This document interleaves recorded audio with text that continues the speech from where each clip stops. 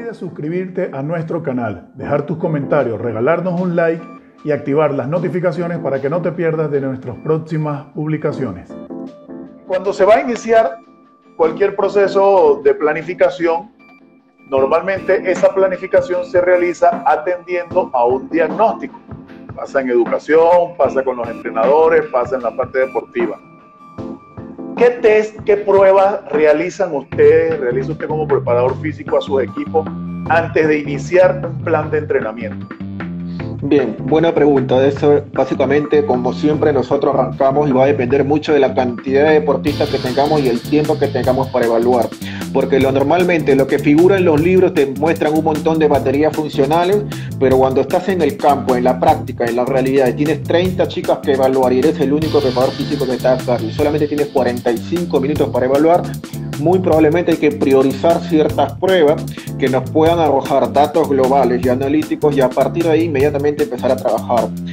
De manera muy resumida, nosotros hacemos baterías funcionales como la sentadilla de arranque, una prueba muy práctica, muy rápida, en la que identificamos la dorsiflexión del tobillo, la movilidad y la estabilidad de las caderas, la movilidad torácica. En pocas palabras, es una prueba bastante de flexibilidad global para ver cómo se encuentra los núcleos articulares, el rango de movimiento y la longitud muscular.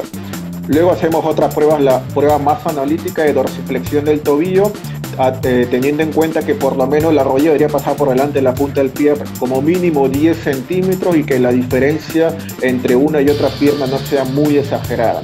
Si nosotros encontramos esta deficiencia o esta asimetría, inmediatamente gestionamos planillas individuales que tienen que ver con ejercicios correctivos para liberar la tensión de los grupos musculares que se encuentran inhibidos o rígidos o acortados. Luego hacemos otras pruebas como evaluaciones en plataforma de salto, hacemos la batería de protocolo de Carmelo Bosco, utilizamos el CMJ a dos piernas, el CMJ unipodal y el Abalakov, básicamente para ver el tiempo de vuelo, el tiempo de contacto, a la misma que nos sirve también como una prueba para ver si la deportista al momento de hacer la prueba en plataforma de salto hace o no un movimiento de valgo dinámico de rodilla. Y al mismo tiempo nosotros vemos cuánto es lo que salta en centímetros y cuántos milisegundos se queda en el aire. Luego, a partir de esto, inmediatamente empezamos a trabajar, hacemos otras pruebas. Todo va a depender básicamente del tiempo que tengamos, porque a veces tenemos 20, 30 deportistas y hay que evaluar a todas. Entonces uno no se puede dar el lujo de quedarse con una 10, 15 minutos evaluando. Pero ya luego durante el entrenamiento vamos reajustando y cuando vamos priorizando algunos ejercicios vamos viendo sus asimetrías o sus desbalances que pueda tener cada una. En teoría hay muchas pruebas funcionales, todas son importantes y me parece que hay que atenerse mucho a la realidad deportiva. Si tengo mucho tiempo para evaluar, bueno, me puedo dar el lujo de hacer hasta 20, 15 pruebas. Pero si tengo muy poco tiempo para evaluar, voy a tener que priorizar lo más importante e inmediatamente empezar a trabajar. Entonces, más o menos, sentadilla de arranque, la dorsiflexión del tobillo, evaluamos en plataforma de salto, el protocolo Carmelo Bosco, por ahí hacemos una evaluación para isquios urales, para glúteos, para movilidad de hombro, más o menos armamos esta planilla para empezar de una vez a identificar cuáles son las deportistas que están con más riesgo de lesión, ¿no? Las chicas que por ejemplo tengan una limitación en la dorsiflexión del tobillo, tratamos de que mejore esta dorsiflexión, ya que al momento del salto o de la caída, por la limitación que tiene en el tobillo va a generar un valgo dinámico de rodilla y esta las predispone mucho a lesiones como ligamento cruzado anterior o dolor en la cara anterior de la rodilla. Y las evaluaciones me parece que son fundamentales para cualquier deporte y específicamente en el voleibol tratamos de atender ante las características y las demandas propias del deporte. En base a eso generamos evaluaciones y de ahí hacemos planillas de ejercicios correctivos, algunos ejercicios protectores, preventivos generales y específicos. Buenísimo, profe, buenísimo. Eso le da los resultados necesarios para después entonces de ahí planificar, como bien lo dice usted, de acuerdo a la cantidad de atletas, a la condición de los atletas y al tiempo que tengan a la preparación con respecto a la competencia. Porque a veces nos dan 2, 3 meses, a veces tenemos 6 meses. ¿Cuál sería un tiempo ideal? En la realidad, en el deporte, en el alto rendimiento, muchas veces hay poco tiempo y muchas veces lo que te pueden decir los libros o lo que te diga la literatura científica no se acopla a la realidad deportiva. Entonces, en mi caso, por ejemplo, si tengo solamente un deportista, me puedo dar el lujo de hacer varias pruebas, pero si tengo 30 deportistas, tengo que acelerar las pruebas, inmediatamente empezar a trabajar. Entonces me parece que esto también te da la experiencia, mientras afina más el ojo crítico a la hora de ver cómo se mueve cada deportista, cómo salta, cómo corre, cómo aterriza, entonces te da la posibilidad de ir viendo cuáles son sus debilidades o estas deficiencias, ya que a partir de ahí se va reajustando algunos ejercicios. Por ejemplo, tenemos chicas que tienen problemas de dorsiflexión del tobillo, saben que al final antes se realizan ciertos ejercicios para mejorar la movilidad, otras tienen problemas de los aductores, por ejemplo, aductores muy rígidos, y de así diferentes deportistas, ¿no? Profe, ¿qué valencias suelen trabajar primero, entendido por valencia, las capacidades físicas? ¿Y cómo estructura para esos entrenamientos? Bien, esto es sumamente importante. En capacidades físicas tenemos capacidades físicas condicionales y las capacidades físicas coordinativas. Por lo menos aquí lo conocemos aquí, así. Y básicamente un plan o una estructura o una sesión de entrenamiento inmediatamente arranca básicamente con una activación de todos los músculos del complejo lumbopélvico, que lo que entre comillas se puede conocer como zona media. Básicamente centrarnos en todos los músculos de la pared abdominal, la pared posterior y los músculos del piso pélvico. A partir de ahí generamos activación como una entrada en calor específica para luego pasar a los trabajos derivados de levantamiento de pesas, que puede ser arranque colgado y cargadas colgado. Algunas necesitan técnica, otras ya están empezando a levantar un poquito de peso. En teoría nosotros arrancamos con fuerza, porque me parece que fuerza, la capacidad de la fuerza es la madre de todas las capacidades, pero antes de trabajar la fuerza me parece que algo más fundamental es garantizar balance y simetría en la deportista. Como la gran mayoría de los voleibolistas, una de las lesiones tan comunes, rodilla, hombro, muchas veces se da porque no sabemos balancear y darle simetría a la deportista. Entonces, antes de pasar a trabajar la fuerza con sobrecarga, me priorizo mucho en darle mucha estabilidad en la cintura escapular, porque muchas de las chicas tienen las escápulas aladas, por eso que tienen síndrome de dolor de hombro, aparte por la cantidad de volumen que hacen usando el brazo. Darle estabilidad a la cintura escapular, luego de estabilidad lumbopélvica, y a partir de ahí generar ejercicios aún en mi cuerpo, que serían los trabajos asimétricos o los trabajos unipodales. ¿Por qué? Porque la gran mayoría de las chicas siempre tiene un déficit bilateral, una pierna más fuerte que la otra, una cara anterior más fuerte que la otra, y por eso que muchas veces hay una hiperdominancia del cuádriceps por encima del isquio, o una hiperdominancia del pie derecho por encima del pie izquierdo. Entonces, si no solucionamos estos problemas al comienzo, me parece que a la larga pueden generar lesiones por sobreuso. ¿Por qué? Porque siempre uso la pierna más fuerte, siempre uso la pierna más débil. Entonces, siempre antes de trabajar la fuerza con sobrecarga puede ser pelota medicinal, mancuernas, barras, discos olímpicos, nos aseguramos que la deportista tiene que estar bien estabilizada, bien simétrica. Claro está que el cuerpo humano es asimétrico, pero por lo menos que esta simetría no sea abismal. Asegurarnos que sus escápulas estén bien posicionadas, asegurarnos que su zona media o el core esté muy bien estabilizada, para que cuando nosotros empezamos a aplicar los trabajos de fuerza no hayan problemas.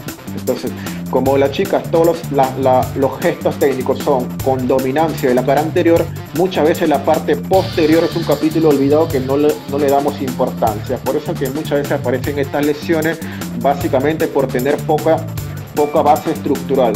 Entonces nosotros particularmente arrancamos con fuerza, pero de una manera muy adaptativa, generando estructura, crear una estructura sólida. A partir de esta estructura vamos a mejorar la función. Si tiene una buena estructura sólida con la fuerza, va a poder saltar mejor, va a poder caer mejor, va a poder aterrizar mejor, va a poder jugar voleibol el mayor tiempo posible. Pero este es un proceso. Y también entendemos que si hay poco tiempo, tenemos que planificar en base al tiempo que podamos tener. Generalmente, ese programa que puedo aplicarlo que tiene que ver con balance y simetría, el solucionar los puntos débiles de la deportista, más o menos puede durar entre 4 semanas u 8 semanas. Todo depende del tiempo y de la progresión. Algunas progresan más rápido, otras no tanto. Pero siempre como una adaptación empezamos con esto. Tratar que la derecha y la izquierda estén fuertes, tratar que la parte anterior y posterior estén fuertes y estables, y zona media, las escápulas, y a partir de ahí ya empezamos a trabajar ejercicios quizás más específicos al deporte. Profe, la gente comenzó a sacar lápiz y papel. En el entrenamiento del voleibol, cuál es su prioridad, entendiendo que el deporte es de potencia muscular? Bien, muy buena pregunta. Para entender eso hay que básicamente hacer las clasificaciones de la fuerza. Podemos conocer como fuerza máxima, fuerza explosiva, etcétera. Generalmente nosotros garantizamos estructura con una buena base de fuerza para luego centrarnos en ejercicios de fuerza máxima que no pasen de las 6 repeticiones. Esto quiere decir que no van a pasar casi más de los 10 segundos, por lo mismo que la característica del vóley es un deporte fosfagénico que no pasa casi por gesto de los 10 segundos y los desplazamientos son muy cortos. Por ende, las repeticiones también son cortas, priorizando la calidad y no la cantidad. ¿Para qué? Para priorizar el impacto sobre las fibras rápidas explosivas. Luego, al final de una sesión, generamos una transferencia a movimientos más específicos. En teoría, entonces trabajamos sobre debajo de 6 repeticiones, entre 3, 4 series, y la intensidad puede estar manejada entre aproximadamente el 80, 85 y máximo como 90%, dependiendo del nivel de la deportista.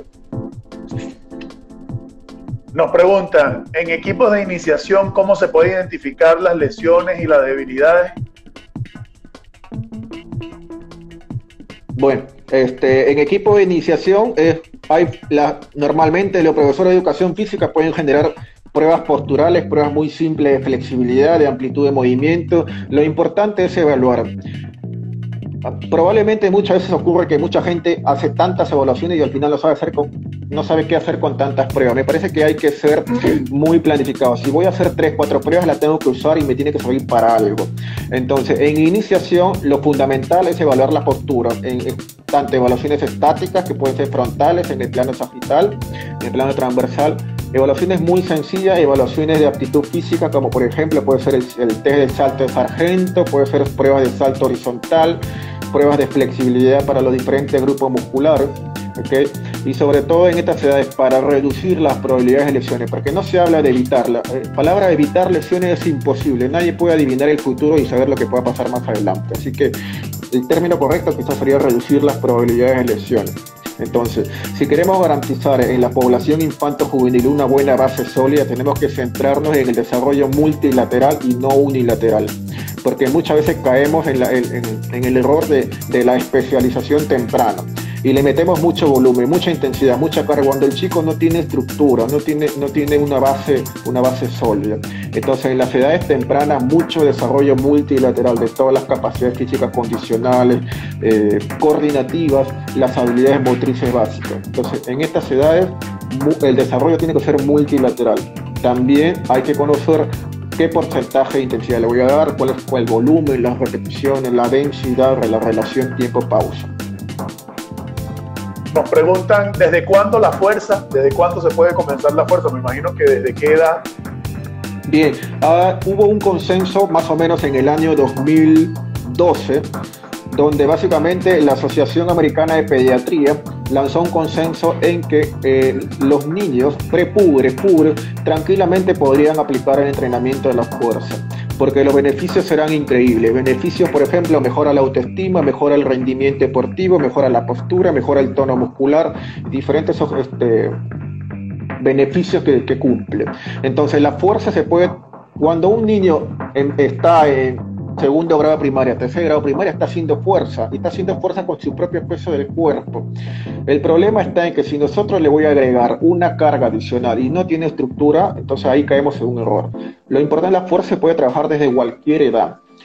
¿Okay? No hay ningún problema, no ocurre ningún problema con el crecimiento, no ocurre ningún problema con las lesiones. Si todo está muy bien dosificado, no va a pasar absolutamente. Para correr tengo que aplicar fuerza, para saltar tengo que aplicar fuerza. Entonces la fuerza va a estar influenciada en muchas actividades propias de la vida diaria y propias de las actividades en el colegio. Así que la fuerza la puedes empezar a trabajar desde que el niño puede empezar a hacer la iniciación deportiva.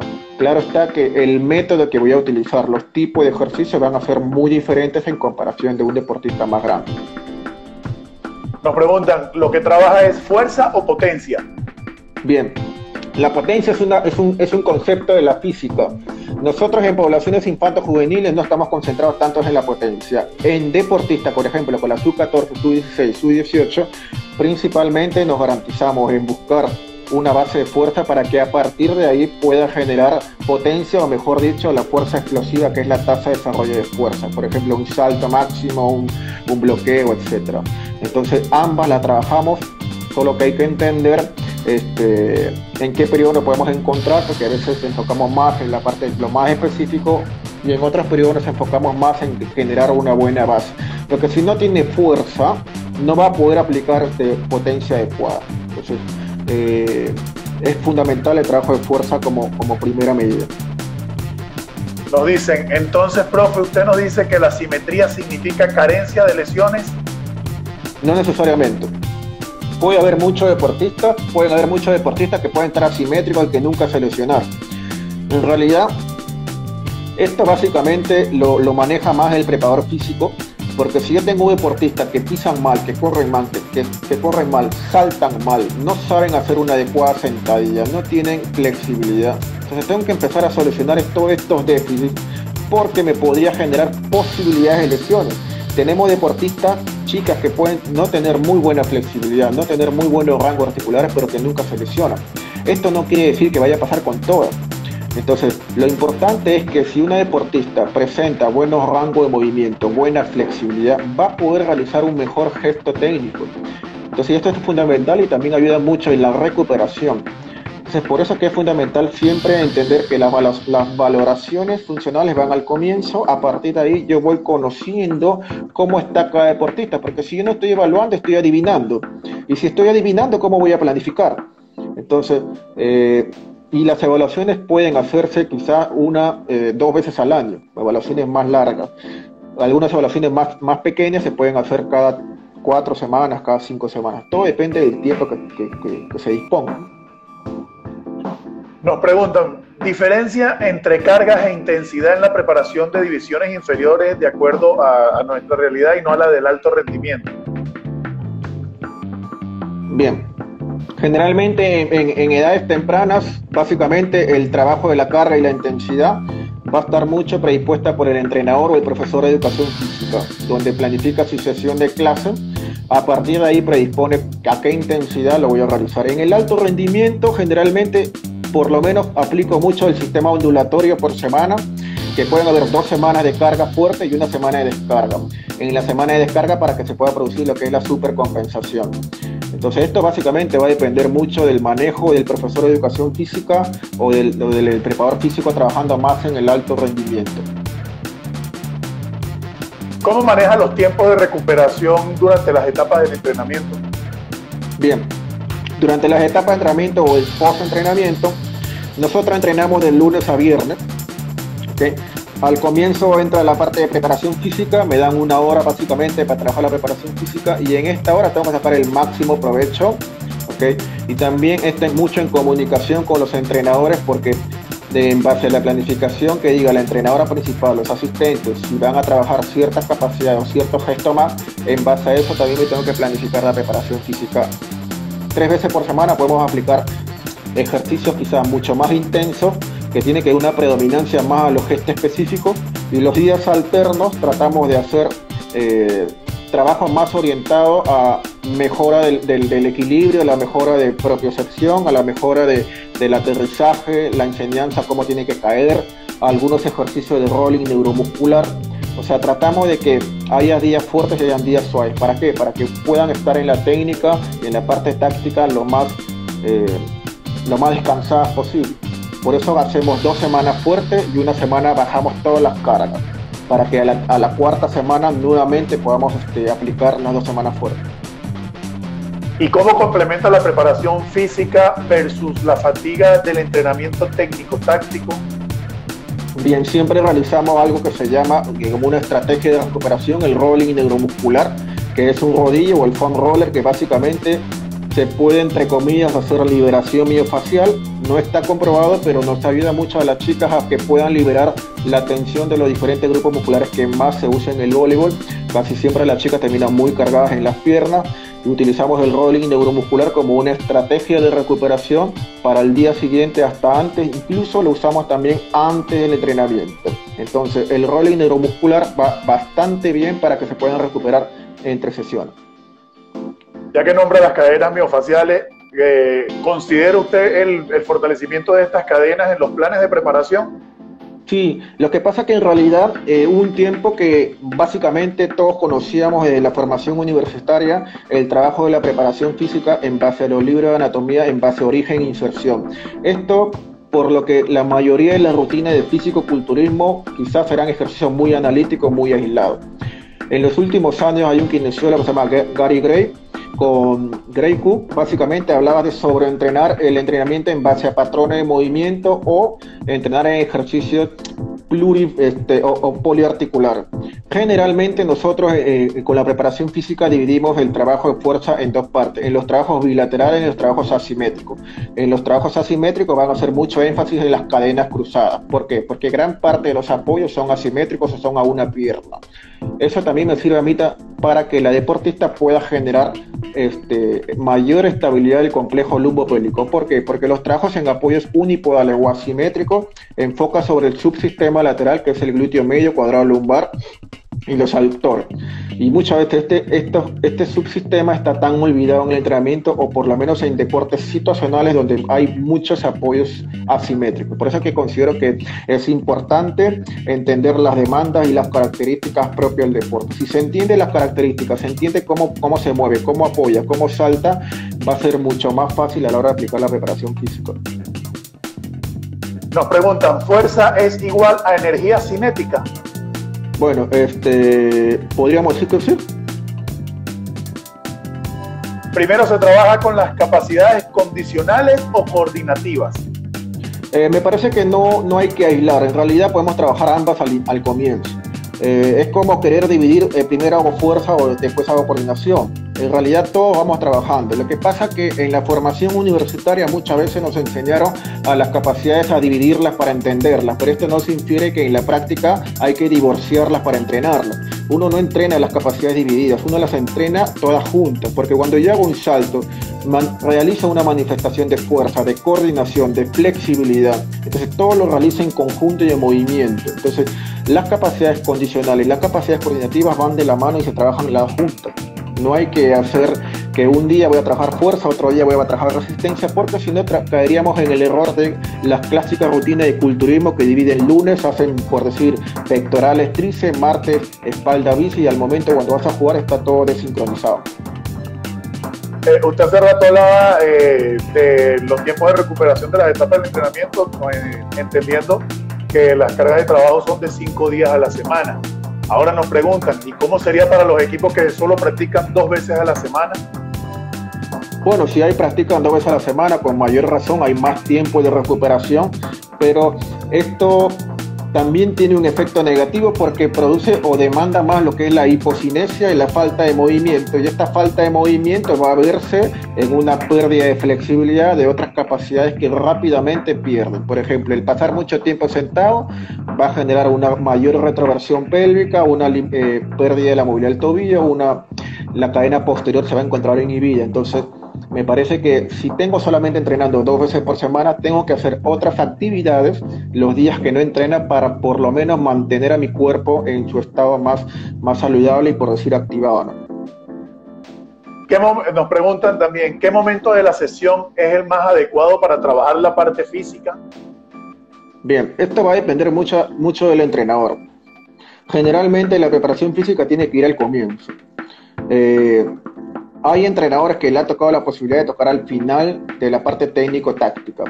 Me parece que la pregunta quizás podría ser más específica y va a depender del periodo que nos vamos a encontrar.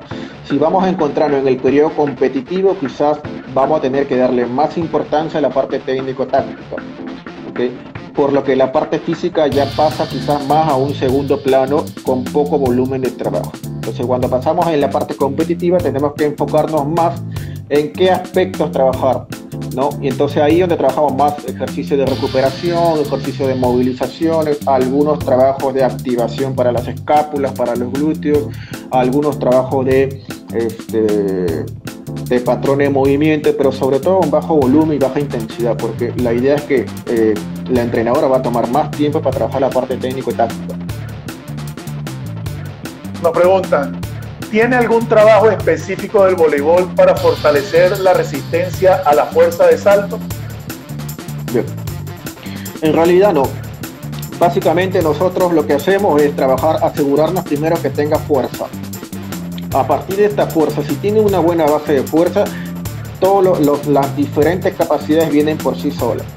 Generalmente nosotros no trabajamos la resistencia, porque ya la trabajan durante el entrenamiento. Entonces lo que nosotros nos enfocamos en que darle fuerza a las deportistas, aún en mi cuerpo, cuando con esta ganancia de fuerza va a poder rendir más, va a poder resistir mucho más. Hacemos algunos trabajos coordinativos, algunos trabajos no pliométricos, sino de rebotes coordinativos, complementando con los trabajos de fuerza, y a partir de ahí al final hacemos una transferencia con gestos más específicos al propio deporte. Para una planificación de alto rendimiento, ¿con qué especialización se inicia en un mesociclo? Como lo dije al comienzo, generalmente yo empiezo con lo que se llama macrociclo integrado. En el primer bloque es balance y simetría, el segundo bloque es fuerza máxima, el tercer bloque es fuerza explosiva. Así. Porque si no tiene estructura, si no tiene estructura y si no tiene buena base estructural, lo que quieras aplicarle quizás no va a encontrar, o por lo menos no va a mejorar su rendimiento porque no tiene estructura. O sea, lo ideal, empezamos siempre con balance y simetría para darle estructura a este deportista. ¿Cuál considera usted que es el mejor ejercicio pliométrico para salto? Bien, pliometría no hacemos con voleibol. ¿Por qué?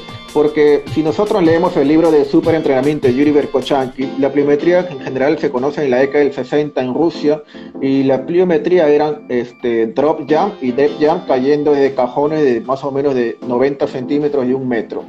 Este tipo de trabajo era más orientado quizás más para saltadores de alto. Lo que pasa en el voleibol, tenemos que analizar por posición y por entrenamiento y por competencia. Podemos analizar cuántos saltos hace una voleibolista durante un entrenamiento. Sabemos que quizás las centrales van a saltar más, u otras posiciones van a saltar más.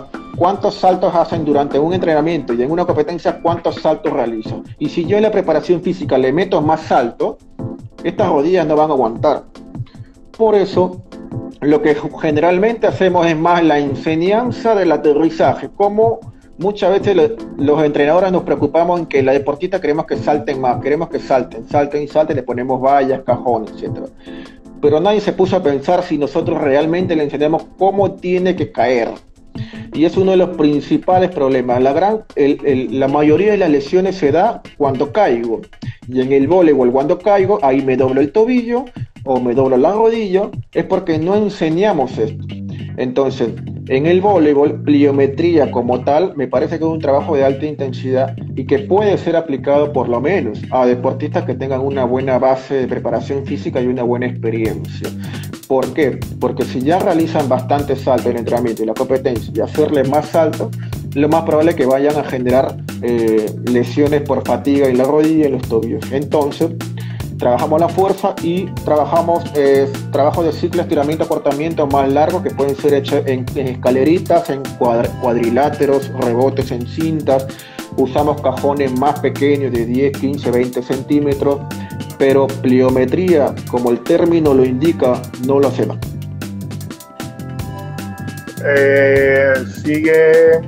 Centrar el entrenamiento al aumento de la capacidad de la fuerza no contraviene la necesaria rapidez de movimientos técnicos. No, porque esto va a depender de las repeticiones y del porcentaje que uno maneja.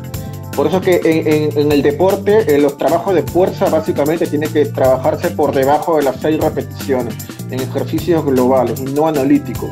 El porcentaje de la intensidad más o menos se va a manejar entre el 80, 82, 85%. O sea, la deportista va a hacer muy poquitas repeticiones y al final de los trabajos de fuerza va a tener que hacer una transferencia a gestos más específicos.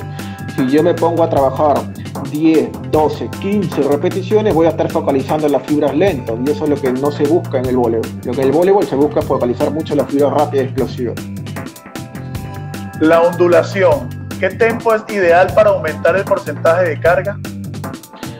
Nosotros, por ejemplo, en la primera semana uso mucho lo que se llama el carácter del esfuerzo. Es una propuesta de González Vadillo. es una escala perceptiva del esfuerzo que básicamente me parece la mejor opción para cuantificar la intensidad. En la primera semana, si entrenamos 3 veces por semana, estamos trabajando sobre el 80% con 6 repeticiones, con 2 repeticiones en reserva. La segunda semana puede ser al 83 o el 85%, y la tercera semana bajamos todas las cargas. Toda la tercera semana descansan, hacen algunos trabajos de activación, trabajos muy sencillos, básicos para que descansen, y en la cuarta semana volvemos a empezar semana fuerte, la siguiente semana fuerte, y la siguiente bajamos las cargas. De esta manera nos permite a nosotros que se produzca la supercompensación y la deportista mejore su nivel de fuerza, velocidad y salto. ¿Usted apoya la contraindicación de los movimientos articulares? No entiendo la pregunta. O sea, la movilidad articular en el calentamiento lo hacemos siempre. En el calentamiento nosotros lo dividimos en dos, calentamiento general y específico. El calentamiento general va más orientado con algunos trabajos de movilidad articular, algunos trabajos de estiramiento muy breves, luego estiramientos dinámicos, balísticos. El calentamiento especial ya tiene que ver más un componente más específico para el deporte, que puede ser ejercicios de zona media como activación, algunos ejercicios de activación de cintura escapular y algunos ejercicios de activación para glúteos, y algunos dinámicos que pueden ser vitalizaciones para luego pasar a los trabajos de fuerza o al trabajo técnico táctico. Entonces todo va a depender básicamente del periodo que nos encontremos. Saludos a Patricia, que nos hace esta pregunta. En el entrenamiento con intensidades intermedias, la activación puede ser del 25%, y en el entrenamiento con intensidades altas de 70%. Esa puede ser una buena evolución de la fuerza muscular. Bueno, la verdad no entendí bien la pregunta, pero en el trabajo de fuerza, generalmente, como bien decía al comienzo, empezamos con balance y simetría, y luego el porcentaje de intensidad va a depender mucho del nivel del deportista. Si estoy empezando con deportistas muy principiantes, no me preocuparía tanto por cuánta intensidad le voy a darle al trabajo de fuerza, me preocuparía más por la técnica de los ejercicios. En principio preguntamos de los tests, de las pruebas que se realizan para iniciar la planificación. Entonces ahora nos preguntan, ¿en cuánto tiempo se vuelven a realizar esos tests? Bueno, en el alto rendimiento solamente nos alcanza para hacer una sola vez. Hacemos solamente al comienzo, hacemos toda la batería de pruebas funcionales y evaluaciones con plataforma de salto, y por ahí, si nos alcanza más tiempo, podemos hacer cada 6 semanas evaluaciones con plataforma de salto. Pero esto va a depender mucho del tiempo. Entonces muchas veces las evaluaciones ya se dejan de realizar porque uno la va viendo a las chicas cómo van jugando, cómo entrenan, cómo están en el campo, y van viendo que sus capacidades están mejorando. Entonces muchas veces este ojo crítico te permite la posibilidad de que no tienes que recurrir a tantas pruebas para saber si mejoran o no mejoran. Desde la experiencia propia, lo que vas viendo con las chicas, cómo responde, cómo salta, cómo se desplaza, te vas dando cuenta que las chicas van mejorando. Si por ahí encontramos alguna chica que necesita hacer una evaluación más específica, se la puede hacer el preparador físico o la derivamos con el fisioterapeuta. La semana fuerte, ¿es todos los días fuerza, potencia y HIIT? No uso HIIT. El método HIIT, el intervalado de alta intensidad, la propuesta es 20 segundos por 10 segundos de descanso. Lo que generalmente uso yo es el intermitente, donde la relación tiempo-pausa siempre debe ser que la pausa debe ser igual o mayor. Por ejemplo, si armamos circuitos intermitentes, podemos darle 10 segundos de ejercicio por 10 segundos de pausa o 12 segundos de pausa. Entonces el descanso para mí siempre debe ser igual o mayor, no menor. No trabajamos todos los días fuerte, como decía, 3 veces por semana fuerte, y los otros 2 días vamos tratando de darle un poco de descanso, pero hacemos 3 días fuertes, trabajo de fuerza y potencia, para que la siguiente semana hacemos la descarga. Si solo se trabaja la fuerza con un máximo de 6 repeticiones, ¿cómo trabaja la resistencia a la fuerza? Resistencia a la fuerza no la trabajo fuerza máxima. A partir de ahí soy muy... me gusta mucho trabajar la calidad y no la cantidad, porque trabajar sobre la cantidad deforma la técnica. Entonces lo importante es que los ejercicios se hagan bien y correctamente, y no que se hagan mal hasta la fatiga. ¿Cómo controla los porcentajes de las cargas para garantizar la evolución del trabajo de fuerza? Como le decía, utilizo el carácter del esfuerzo. El carácter del esfuerzo es una escala de percepción que le propone González Badilla, un entrenador español, que me parece una escala bastante amigable, muy práctica al momento de trabajar, porque si se tiene 15 chicas, 20 chicas trabajando al mismo tiempo en un gimnasio, controlarlas a todas es imposible. Jugamos Maxi Volley. ¿Qué recomendaciones debemos tener en cuenta? Desde Argentina nos hacen esa pregunta y nos envían saludos. Bueno, para la que juegan Maxi Voleibol, bien, darle mucho énfasis a la flexibilidad como capacidad, asegurarse por lo menos que tengan los músculos flexibles, las articulaciones con un buen rango de movimiento, tratar por lo menos de hacer algunos trabajos de fuerza para que pueda contrarrestar las diferentes demandas propias del deporte, porque el voleibol es un deporte donde hay muchos saltos, hay que darle mucho trabajo de fuerza al miembro inferior, miembro superior, pero por sobre todo también saber hacer las activaciones para la cintura escapular, porque el gran problema del voleibol es que siempre manifiesta dolores en los hombros. Y este dolor de hombro puede estar por muchas causas, y una de las causas puede ser tener inestables las escápulas. Es por eso que el trabajo sobre las escápulas me parece que es importante, así como también todo lo que tiene que ver con la zona media. ¿Qué edades para iniciar el proceso o trabajo de fuerza? Bien, como lo dije al comienzo, algo de eso antes. Sí, desde que empieza a entrenar, empieza a hacer alguna actividad, se empiezan con los trabajos de fuerza. Claro está que va a depender de qué tipo de trabajo voy a realizar, ¿no? Y bueno, las repeticiones, las series, qué tipo de porcentaje le voy a dedicar. Pero desde que empieza la actividad deportiva ya están empezando con los trabajos de fuerza. ¿Cómo garantiza el trabajo de resistencia para que la fatiga no cause estragos en un quinto set? Bien, básicamente eso te va a garantizar la fuerza, porque principalmente los deportistas primero se cansan por falta de fuerza en las piernas, segundo por falta de resistencia. Los trabajos de resistencia lo practican durante el entrenamiento. El mismo entrenamiento del voleibol ya están haciendo trabajos de resistencia específica del voleibol. Los trabajos de gimnasio nos encargamos de hacer trabajo de fuerza y por ahí podemos aplicar algunos circuitos intermitentes neuromuscular que puedan tener más hincapié en mejorar un poco la resistencia, pero esta es la ventaja del voleibol, que es un deporte intermitente y que no estás todo el tiempo como un maratonista, sino corres, paras, saltas, paras. Entonces, este pequeño descanso te permite a ti poder recuperarte más rápido, pero eso, insisto, va a depender de los niveles de fuerza del deportista y de la preparación que pueda tener. Me vuelven a preguntar, ¿cómo hace una evolución de la fuerza muscular en función del tipo de entrenamiento? A ver, leo la pregunta. Bueno, la primera semana, por ejemplo, más o menos explico, en la semana trabajamos pesas lunes, miércoles, viernes. Los días lunes nos enfocamos en algunos trabajos simétricos a dos piernas, puede ser sentadilla. Los días miércoles pueden ser algunos trabajos asimétricos, pueden ser desplantes o sentadilla pistola, y los días viernes seguimos trabajando sobre simétricos. Conforme uno va viendo cómo las chicas van mejorando, la siguiente semana se ajusta el peso y se ajusta la repetición. Por ejemplo, si la primera semana hice 6 repeticiones con 20 kilos en sentadilla, la segunda semana va a ser 5 repeticiones, pero va a ser con un poco más de peso, que puede ser 22 kilos. Entonces, conforme va pasando la sesión, voy ajustando la carga y voy ajustando la dificultad de cada ejercicio. Algunos ejercicios, como por ejemplo de zona media, se busca darle más dificultad porque son ejercicios que lo dominan muy rápido. Con respecto a los trabajos de fuerza, se va ajustando la carga en base a la técnica, sobre todo de la deportista, porque de nada sirve hacer el ejercicio con más peso si no tiene buena técnica. Entonces, para mí la técnica es fundamental. Conforme va mejorando su técnica, se le va agregando más peso. Profe, ¿cómo trabaja esos niveles de esfuerzo con los umbrales de agotamiento y los tiempos de recuperación para lograr esa mayor eficiencia de adaptación a las cargas? Bien.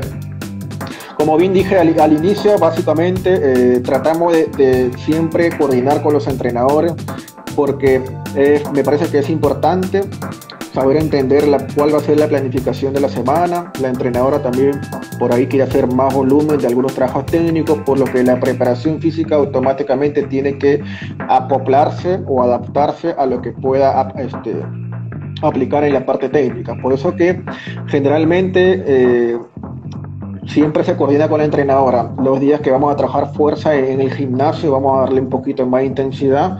Tratamos de que en el campo, luego con la parte técnico-táctica, la profesora pueda tener en cuenta lo que hemos trabajado ante el gimnasio para tratar de por lo menos reducir estos agotamientos, o por lo menos que el sistema nervioso central no esté tan agotado.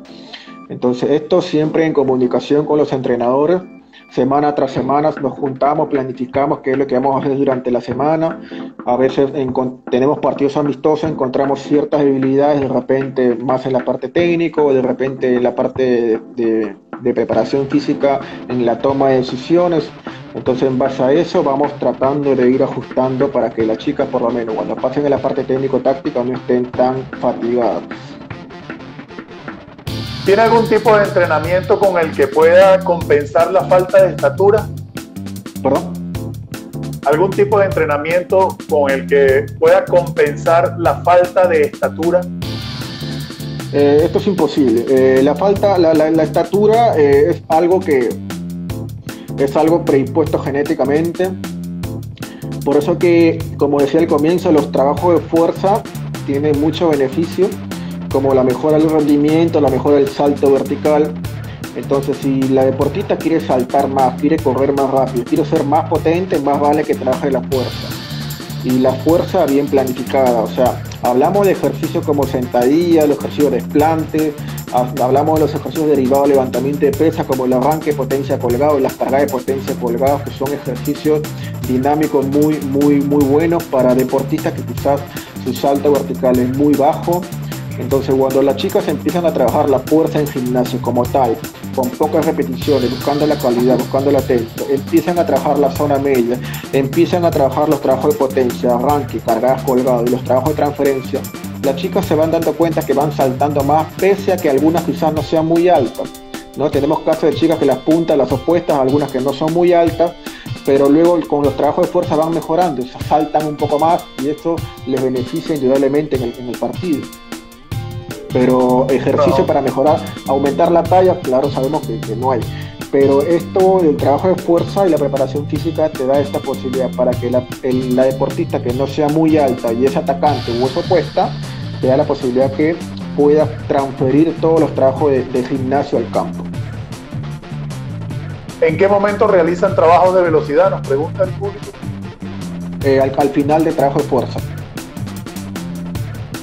Otra pregunta del público. ¿Qué opina del trabajo para líberos después de hacer sentadillas con balón medicinal en sus piernas y enseguida entrar a trabajar un drill de defensa? Bien, el ejercicio la verdad que no lo entendí bien, pero todo trabajo me parece que puede ser importante. Lo que hay que entender es en qué momento lo voy a aplicar, cuándo, cuántas repeticiones, a qué porcentaje, cuánto descanso le voy a dedicar, en qué periodo me puedo encontrar. Me parece que todos los ejercicios pueden ser importantes, pero hay que analizar mucho y sobre todo mucho sentido común. ¿Qué objetivo tiene hacer este ejercicio? ¿Qué es lo que yo estoy buscando?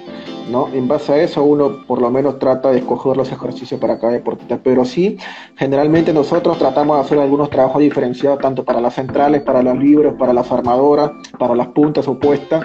De alguna manera hay algunos trabajos más específicos que son diferenciados, porque no todos realizan quizás los mismos gestos, algunos realizan más el bloqueo como las centrales. Entonces tratamos de hacer una diferenciación de gestos técnicos al final de los trabajos de fuerza como una transferencia más específica. ¿Qué tipo de ejercicio realizan con las pesas?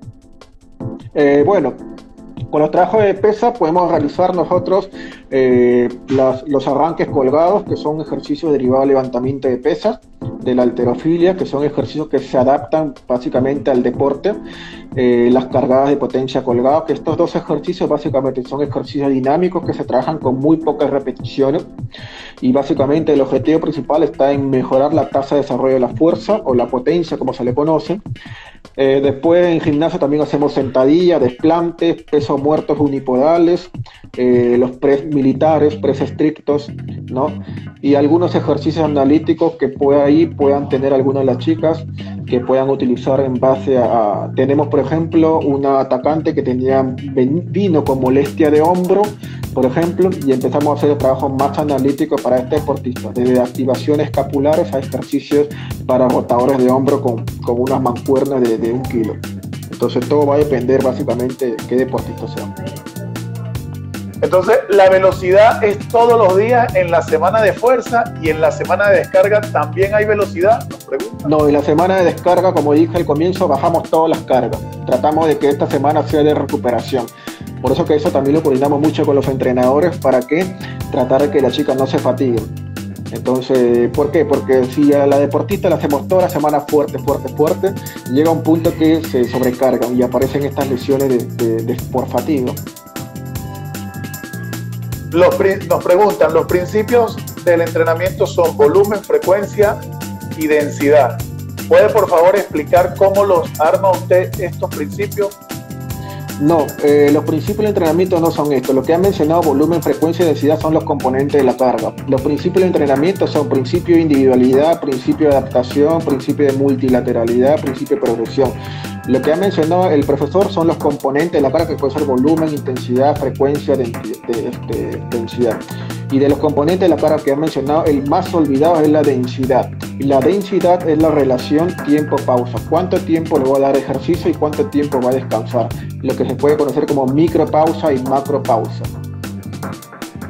¿Cómo aprovecha fisiológicamente los entrenamientos de altura? ¿Perdón? Los entrenamientos de altura, las bases de altura, ¿las realiza? ¿Cómo los aprovecha fisiológicamente? Bueno, no hemos tenido oportunidad, pero en altura lo que cambia es la pelota. Lo que cambia es la pelota. Hasta el momento no hemos tenido posibilidad de entrenar en altura ni competir en altura, pero si tuviéramos la posibilidad es enfocar mucho en hacer muchos trabajos con balón, porque lo que cambia es la pelota. La pelota va mucho más rápido en altura. Entonces, muchas veces se caen errores por modas que mucho se ha visto en otros lados, en usar máscaras de hipoxia para tratar de simular la altura, pero me parece que este no es el problema es la pelota. Por eso que cuando luego pasan a jugar, automáticamente se desbloquean o no se sienten familiarizadas, porque la pelota viaja mucho más rápido. Y la falta de oxígeno, que también y la falta de oxígeno, es un problema real en la altura. Sí, también es un problema real de altura, pero insisto, no hemos tenido todavía la posibilidad, y si tuviésemos la posibilidad tendríamos que tener una buena base de resistencia específica, que sería la base de resistencia intermitente, ¿no? Y eso básicamente. ¿Es bueno trabajar la resistencia aeróbica en los deportes asimétricos? La resistencia aeróbica es importante, como toda la resistencia anaeróbica, láctica, pero hay que entender para qué deporte lo quiere aplicar y para qué tipo de persona. La resistencia aeróbica, por ejemplo, en poblaciones infanto-juveniles, en deporte de formación, es una excelente herramienta para mejorar la resistencia, porque provee de muchos beneficios. Muchas veces ha habido muchos detractores de la resistencia aeróbica porque solamente focaliza las fibras lentas, pero todo hay que depender para quién lo aplique. En el voleibol, por ejemplo, nosotros no hacemos resistencia aeróbica. ¿Por qué? Porque los esfuerzos y las repeticiones son de corta duración. Los desplazamientos que realiza una voleibolista son cortos, y los trabajos aeróbicos... Exactamente. Entonces, me parece que lo más importante es tratar de entender las demandas propias del deporte, entender que la resistencia es totalmente diferente, y sobre todo que es situacional, porque uno nunca sabe lo que va a pasar. Entonces, como es un componente más situacional, más de incertidumbre, porque no sabe lo que va a ocurrir, me parece que hay que saber entrenar bajo estos aspectos. Entrenar lo que es más la velocidad de reacción compleja, la velocidad de reacción simple, los trabajos de agilidad reactiva, los trabajos de agilidad no reactiva, entendiéndole y tratando de enseñar al deportista en que tome decisiones lo más pronto posible, y situaciones sobre todo que no conoce. Por eso que la resistencia aeróbica no la trabajamos. Okay. ¿Cómo trata el problema de antepulsión de hombro?